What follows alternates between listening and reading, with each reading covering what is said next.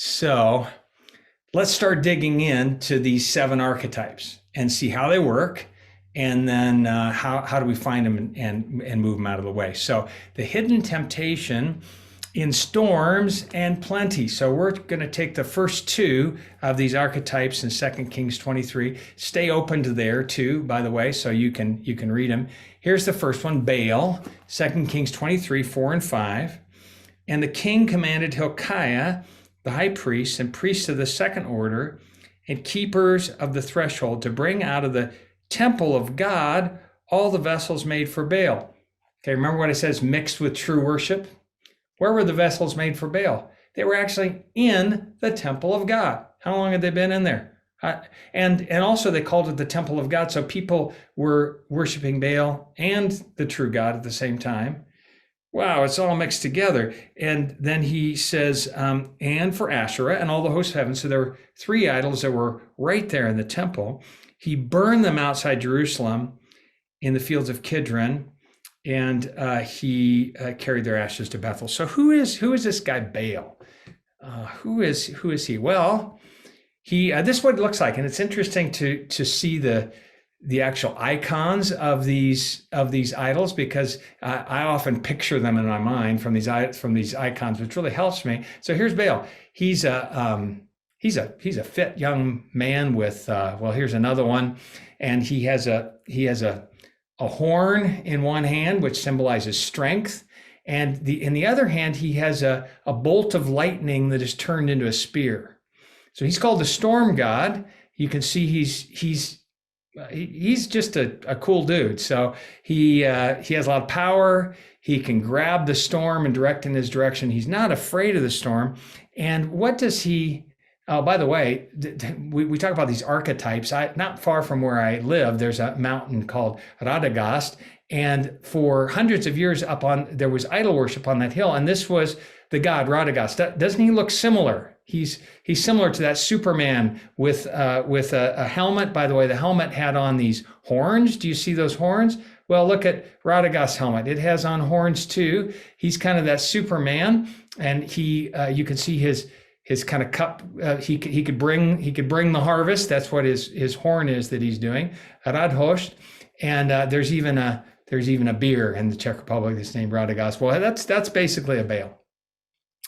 What does he give me? He gives me power, protection, or control. And one of the things that's interesting about these archetypes is they're all through history, and they're in lots of popular movies today because we like them, we respond to them, they make sense to us. So if you look at the Marvel movies, you'll find these themes going on over and over. And basically, Baal is Superman. Baal is Iron Man. Baal is Batman. These are these superheroes that can come into difficult situations, and they can grab the lightning, and they can calm the storm. They're just really amazing, cool people. He's the original superhero. Very attractive. He was sometimes called Hadad, who was the Semitic storm god. And he, like I said, he has horns of a bull, and he has power over rain, wind, and clouds. And so, by the way, I'm having to plug in something here, so that's what I'm doing to make sure I don't run out of juice. So, just 1 second, because I don't have control over electricity. So here we go. Okay. And you know what's interesting is that Saul, Jonathan, and David had sons that were named with his name. So when we talk about this being mixed together, if you look at their sons, there are some that have the word Baal in them. His offering consisted of incense, symbolic of prayer. There were rituals by priests in special vestments and special clothes, and his word means Lord. Now, what does Baal look like today? What does he look like today? Well, here's some examples. And by the way, what's interesting is that different things can function as different kinds of gods. So the first thing I'll mention is money. Now, money could also be something else. We'll see that money could be several of these gods, but it all depends on how money is functioning in your life. If money is the thing that you believe will give you power over the storm, that you can bring the storm under control, that you have safety. Money will give you the ability to bring chaotic things around you under control and calm the storm. Well, then money could be a Baal. Power can be a Baal. If I have power, then and the use of power to subdue things. Anger can be a Baal. Okay, so here it is. I'm in a conversation where I'm losing control of the conversation. It's starting to become like a storm. But if I grab anger, all of a sudden everything settles down, and I can take the lightning and put it under control. It helps me calm the storm because I can do it through anger. Strength, education. Some people think, what I need is that the more education I have, the more power I'll have. Powerful friends. Some people try to make friends with powerful people because, that's the Baal that will bail me out. Manipulation for some can be a Baal. A lack of submission. I don't want to come under authority because I'll lose my ability to actually hold the situation in my hand, to have the horns, to bring victory. And then a title of position. And then some interesting ones like anorexia, bulimia, or cutting are actually a form of Baal, because it's a form of taking control. I can't control anything else around me, but I'm going to control my own body. And then I feel like I somehow have an ability to calm the storm. So I'm going to control my own body, and then I have this sense of power and enablement. Or even cutting, I can't. Now I'm controlling my pain, and other people are causing me pain. But look at this: I can cause myself pain, and I can control my pain, and that then brings it back under control. So, this Baal is he's actually a really attractive guy. And I've run into a number of Baals in my life. I told you one about the anger. One happened actually not very long ago. I was in Croatia visiting our team there. And on the way back, I was driving the car with my wife and had some things to do. So I had her driving and I was making phone calls. And I called one of our team members in Croatia. And when the conversation finished, my wife said, that was an unpleasant conversation. I said, what do you mean it was unpleasant? She said, I just didn't like listening to you. I said, maybe sometimes you don't like hearing the business that I'm doing or something. He says, no, I really did not like your tone of voice. What about my tone of voice? She said, the whole time you were pushing on him. You were just pressing. You weren't giving him space. And I said, well, that's because I'm in the car and I'm talking over the noise of the car. She said, no, that wasn't that. So this is where, people are sometimes good. And she said, you were actually, really using like force on him in the conversation, and it was unpleasant. And by the way, sometimes you do that with me. Okay, now it's really getting bad, right? So she's pulling out she's really using her wife card on this, and she was using it well, by the way. So I appreciate that. And I went, wow. And this is where one of you asked a question. So what do I do with that? What do I do with that? And I said, yeah, there's probably an idol there. And she said, yeah, there probably is. And I said, yeah, I need to do something about that sometimes. She says, yeah, like right now. And I appreciate this about my wife. Well, we can't. We're in the car. And she says, yeah, I'm driving. You can pray. Okay. I did not want to do this. I don't want to find an idol. I'd rather just leave it. And so I stopped and I prayed and I said, God, I feel that in me. Like, this is not pleasant. This feels like that shrubland. Like, this is not good. I wonder what's going on. And I said, would you show me what's behind it? And this is one of the things that God will do. If it's a pattern in your life and you see it in one spot, he'll sometimes take you back and show you lots of scenes of the same thing. And that's exactly what the Spirit did. All of a sudden he showed me scenes of how, in a lot of things, like when I learned how to ski, I just forced everything and often would fall just because I was just forcing it. And so I'd work my jaw would go out like this. And why do I hold my jaw like this when actually what I need is strengthen my hands? And I realized that I had what I named it is the God of push. The God of, if something's not working, I'm going to force it. And it was a Baal type of God. It was how I took control of the situation. I told you about the anger one too. Okay, so you got a couple of bad ones from me right now. Yeah, it's that, okay, now the situation is under my control. So instead of turning to God to control the storm, instead of turning to God for instructions, instead of calling for him to grab the lightning and be the one that be Superman, I'm deciding that I'm going to be that myself, and I'm going to use push to do that. So when God showed that to me, I said, wow, I just see this, I'm just getting like scenes of this the whole way back. And she says, well, now you know what to do, right? Yeah.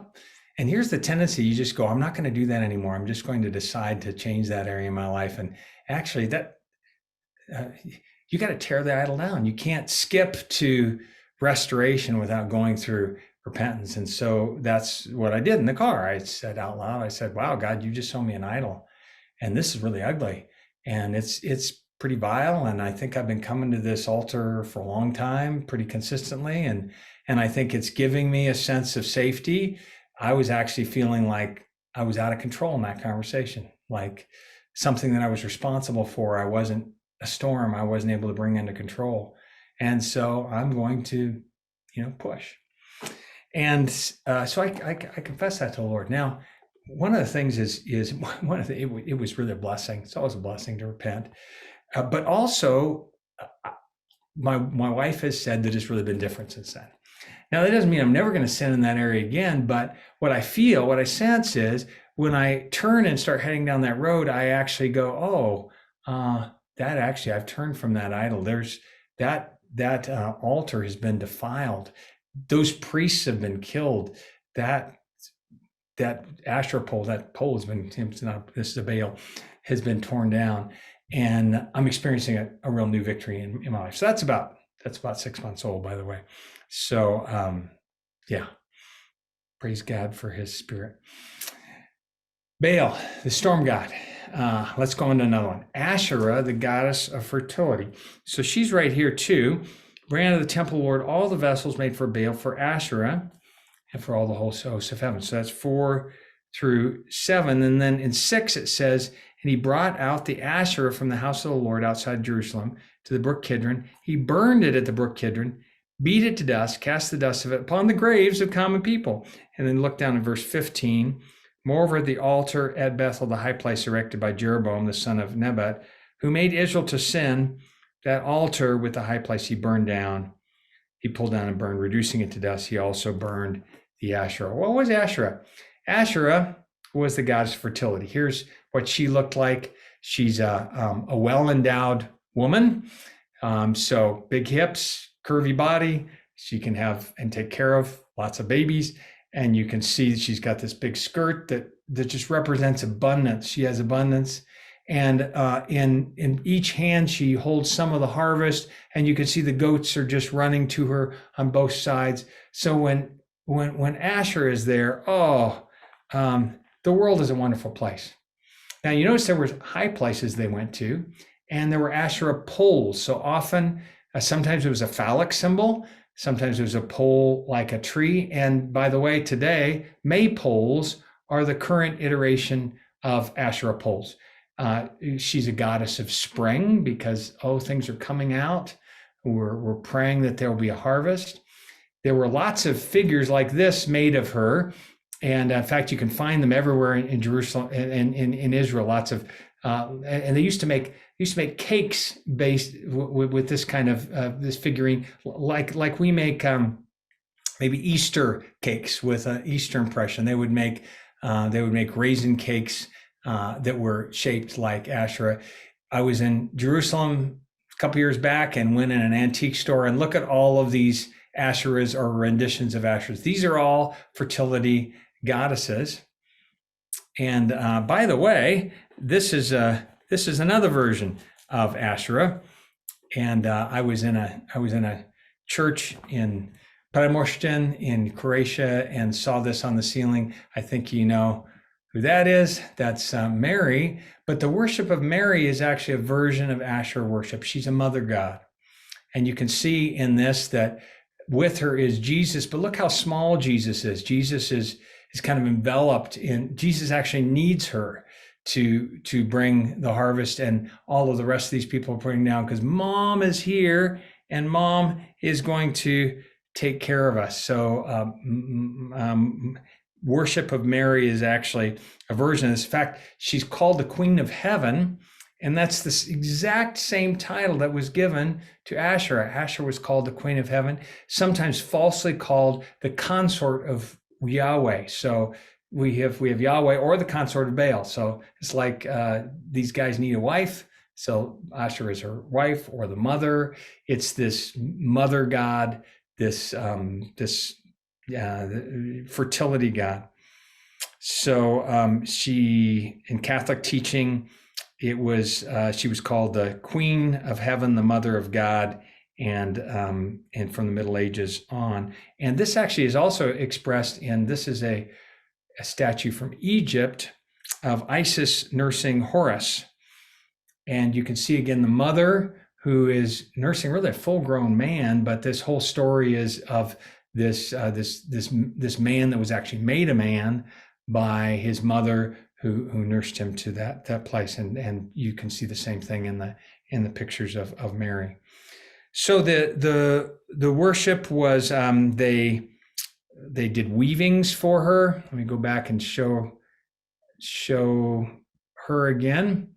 So there were weavings for her. There were male shrine prostitutes. There were shrines at the gate. This goddess was borrowed from Assyria. She was the wife of the war god Asher, the national god of fertility, goddess of fertility. And the tree trunk or stone that symbolized Asherah was regarded as a Bet-El, a house of deity. There were feasts. So actually it was really wonderful to worship Asherah because, this is like food, party, wow, offerings and drink offerings. There was sacred prostitution that was associated with Asherah worship, which also, was pleasant for some people who got involved in that. Sacred weavings, feasts, because they went, if I do the act of reproduction with this prostitute, that's I'm actually encouraging Asherah to then make the land fruitful. So she was quite pervasive. What does Asherah look like today? Well, Asherah can be money. If money is not what gives me control over the storm, but money is the thing that gives me that makes everything work, makes life fruitful, gives me prosperity. It can be possessions. The more possessions I gather, the more I feel that, my life is taken care of. I have everything I need. And it can be productivity. And this is what I found about my to-do list. Here's the thing I found, that my to-do list was actually a goddess of productivity. And I had this sense that if I get lots done today, then it will be summer. Everything will be great. We'll have lots. I'll have everything I need because I've gotten a lot done.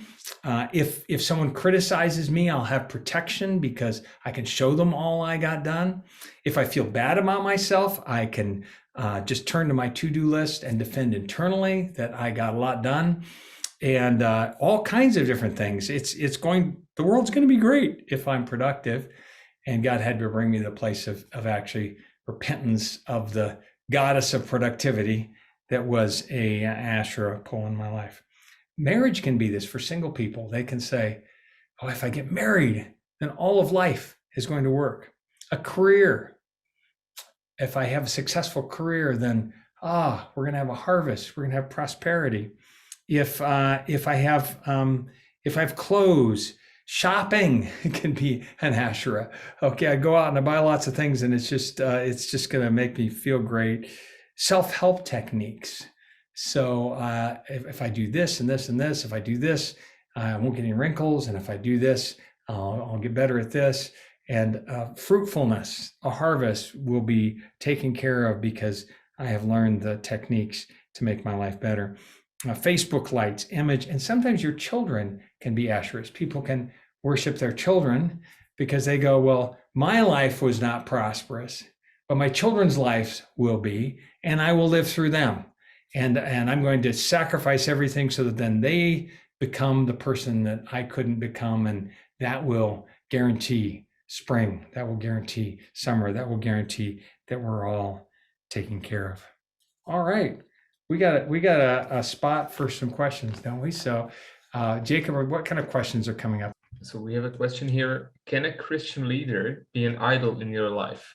Oh yeah, it sure can. Yeah, and it can be a different kind of idol. A Christian leader can be a Baal, and sometimes what happens is people say, if I just do everything that Christian leader says, then everything will be fine, and I don't have to rely on God. I just have to just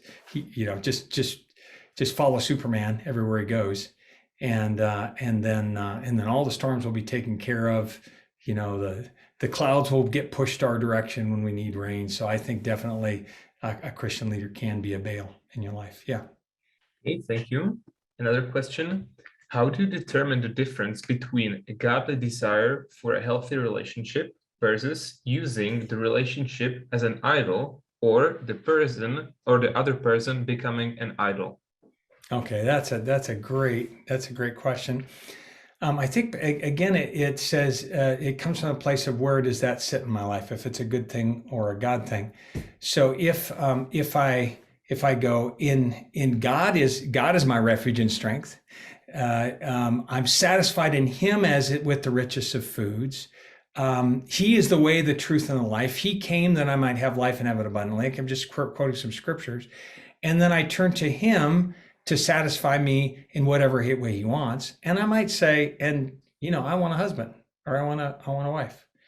But my trust is not in my request. It's in God, who I know that He cares for me and He loves me. My trust is in that. Some people, their trust is in their request. I have to have this. I have to get it. And I think that's the question. Are roots by a stream of water that will be fine even if it becomes hot? Even if that doesn't happen, is my confidence actually in the Lord? Similar to what Jeremiah said in Lamentations, even where the tree doesn't bear its fruit, I'm still going to trust in God. So my all these other things, they're good things, but they're not God things. They're not the place that I'm going to for that sustenance and that care. Control is a fruit of the Spirit, but how does it become an idol? How do I discern the Spirit in self-control and not an idol? Okay, great. And you're exactly right. It can be a fruit of the Spirit, or it can also be, actually, we're going to get into an idol here real soon that falls right into that characteristic. I think one of the things that I would ask is, does my heart turn toward, when I turn to self-control, does my heart turn to God? Or does it turn away from God? When I turn to self-control, is the result that people pull in close around me, and that I'm replenished and refreshed, that I feel His presence? I would actually use that Jeremiah 17 question and say, what's the result when I turn towards self-control? By the way, I still do to-do lists, so I still do to-do lists. But it's really interesting. Sometimes there's with my productivity, it's different for me to say, God, today I want to be fruitful, than I want to be productive, because I know God wants me to be fruitful. I ask Him. So if you say, God, I want to be self-controlled to glorify You and out of Your power, oh, that's fruit of the Spirit. If it's I'm going to be self-controlled because that's the way I control my world, that's the way I create safety, that's the way I show to others that I'm better than them. It's really interesting. What's the energy behind it? And that's where you discern if the energy is a spirit energy or if it's a flesh idolatrous energy. Great, thank you. Another one. Would it be possible to quickly recap what Baal looks like for us today? Yeah. Okay. So Baal is the storm god. And Baal, basically, you'll just, I can actually go back to it. Baal gives me protection or control.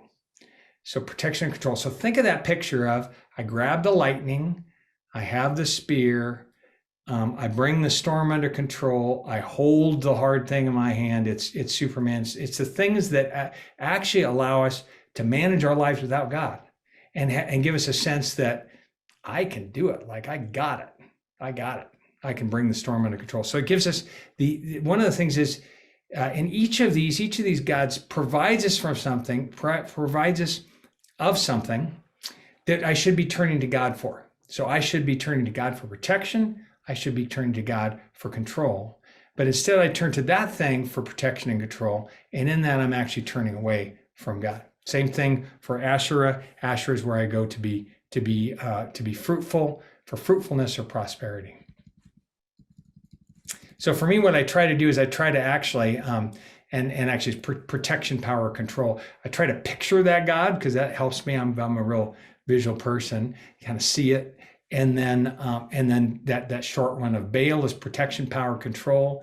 Asherah is the god of fertility, and so Asherah is fruitfulness or prosperity.